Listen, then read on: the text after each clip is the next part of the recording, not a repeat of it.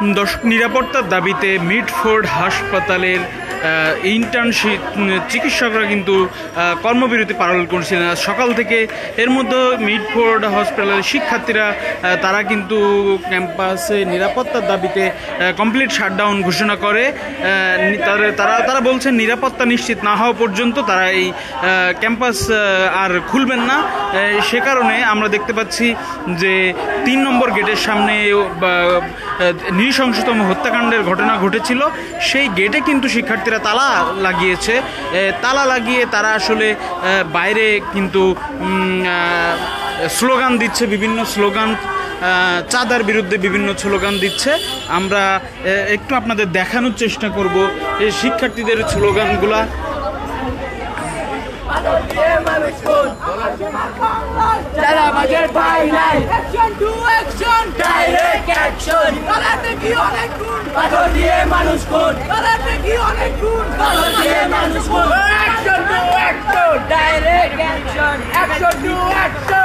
দর্শক, আপনারা দেখছেন sir Salimullah medical college Mitford হাসপাতালের ৩ নম্বর গেট থেকে আমরা আপনাদেরকে যুক্ত করেছি দেশ রূপান্তর লাইভে।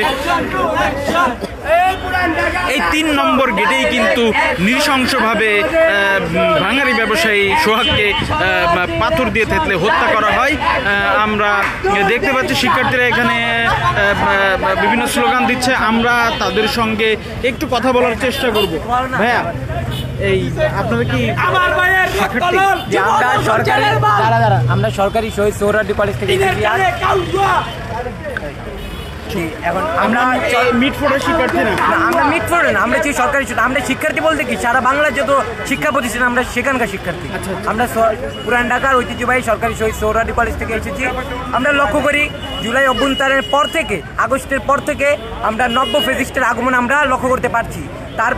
তার প্রেক্ষিতে আমরা দেখতে পারি ওই দিন একটা পাথর দিয়ে কীভাবে একটা নির্মম মানুষকে হত্যা করা হচ্ছে, সেটা যে দ্বন্দ্বতেই হোক। একটা পাথর ওজন প্রায় ওটা 20 কেজি কি 15 কেজি ওজন হবে। আপনার মাথায় যদি পড়ে সেটা কেমন লাগবে? আমি নেতাদেরকে বলতে চাই, আপনার মাথায় যদি পড়ে সেটা কেমন লাগবে? আপনার বুকের খাঁচিতে যদি সেটা পড়ে আপনার কেমন লাগবে? আপনি কি সে যন্ত্রণা সহ্য করতে পারবেন? দর্শক, আপনারা শুনছিলেন একজন শিক্ষার্থী কথা বলছিলেন। তিনি আসলে এসেছেন Shaheed Suhrawardy medical college, Suhrawardy college থেকে। আমরা আরেকজনের সঙ্গে কথা বলবো। আসসালামু আলাইকুম। আমরা সরকারি শহীদ সোহরাওয়ার্দী কলেজের শিক্ষার্থীরা আজকে এখানে উপস্থিত হয়েছি। বর্তমান বাংলাদেশে যে চাঁদাবাজ সন্ত্রাসের দেখা আমরা পাচ্ছি, এর বিরুদ্ধে আমরা বিচার চাই। আমরা কঠিন বিচার চাই চাঁদাবাজ এবং সন্ত্রাসীদের। গত 2 দিন আগে আমার এক ভাইকে মিডফোর্ড এলাকায় হত্যা করা হয়েছে পাথর দিয়ে। কেন এই অবিচার? সেখানে কি আনসার বাহিনী ছিল না? সেখানে কি পুলিশ বাহিনী ছিল না? কেন আমার ভাইকে হত্যা করা হলো? কেন পুলিশ আনসার বাহিনী এগোলো না? আমার ভাইয়ের সুষ্ঠু বিচার আমরা চাই। আমার ভাইয়ের যতদিন বিচার না হবে, সোহাগ ভাইয়ের বিচার যতদিন না হবে, আমরা রাজপথ ছাড়ছি না। আমরা সোহরাওয়ার্দী কলেজের শিক্ষার্থীরা কেউ না আসুক, আমরা যারা আজকে উপস্থিত আছি আমরা সকলে আসবো, আমার ভাইয়ের বিচার চাইবো। আমরা রাজপথ থেকে সরে যাব না, জনগণের সামনে করতে হবে। দর্শক, আমরা আরো একজনের সঙ্গে কথা বলার চেষ্টা করবো। কথা বলেন। আমরা মিডফোর্ড এলাকায় আসছি, আমাদের এক ভাই সোহাগ ভাই, ওনাকে এখানে পাথর দিয়ে নির্মমভাবে হত্যা করা হয়েছে। আমরা আজকে বলতে চাই এই চাঁদাবাজির বিরুদ্ধে আমরা দাঁড়িয়েছি। চাঁদাবাজি কখনো একটা দেশের জন্য সুশৃঙ্খল বয়ে আনতে পারে না। তারা যদি ক্ষমতায় থাকতে চায় অবশ্যই জনগণের বন্ধু হয়ে ক্ষমতা থাকবে। তারা কেন অন্যায়ভাবে অত্যাচার করে ক্ষমতা থাকবে? আমরা দেখতে পাই গত 1 বছরে প্রায় 527+ এরকম বড় বড় সন্ত্রাসী হয় এবং অনেক মানুষের প্রাণ যায়, অনেকে আহত হয়। কেন এরকম হবে?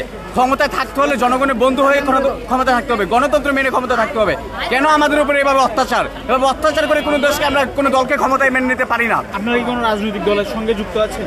আমরা কোনো রাজনৈতিক দলের সাথে যুক্ত নেই। আমরা সাধারণ শিক্ষার্থী গভর্নমেন্ট শহীদ সোহরাওয়ার্দী কলেজের। আমরা চাই আমাদের বাইরের বিচার হোক। আমরা আজকে দেখতে পাই আসামিদেরকে জেলে নেয়। শুধুমাত্র এই আসামি না, আসিয়া থেকে শুরু করে যত আজ পর্যন্ত ফেসিস্টরা দর্শন হয়েছে, মারামারি হয়েছে, সবাইকে জেলে নেয়। জেলে নেওয়ার পর আর কোনো বিচার হয় না। আমরা চাই দৃষ্টান্তমূলক বিচার হোক, যেন পরবর্তীতে আর কেউ এই ধরনের কাজ করতে সাহস না পায়। আমরা চাই যেন বিচার হয়। দর্শক, আমরা আরো একজনের সঙ্গে কথা বলবো। তথাকথিত রাজনৈতিক দলকে বলতে চাই, তারা জনগণের পাশে না থেকে, জনগণের ত্রাণ না দিয়ে তারা তাদের রাজনৈতিক দলে তাদের যে সহকর্মী, কর্মী, সহসভাপতি তাদেরকে ত্রাণ দেয়, তাদেরকে কোনো কাজের ব্যবস্থা করে দেয়। তাইলে আর চাঁদাবাজি করবে না। তাদের বেতনই দিতে পারে না। তারা চাঁদাবাজি করবে না তো কি করবে? আগে তাদের বেতন দেখ, তারপর জনগণের পাশে দাঁড়াক।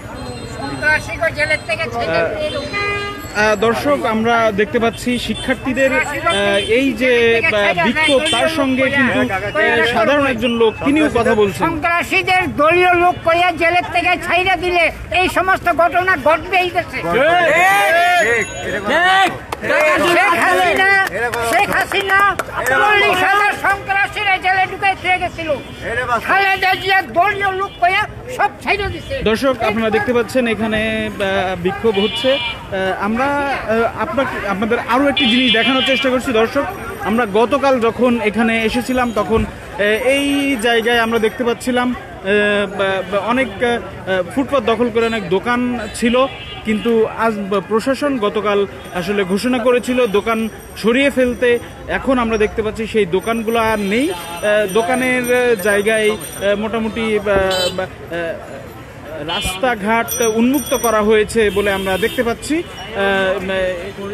মিটফোর্ডের 3 নম্বর গেটের আশপাশ থেকে।